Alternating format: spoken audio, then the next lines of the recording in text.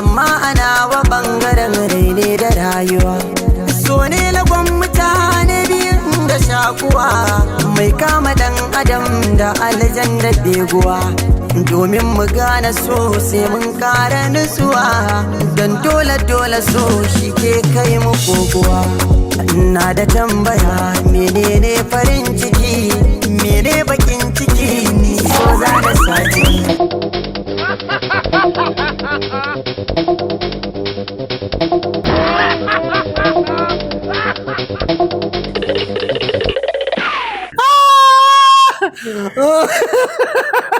Allah isa.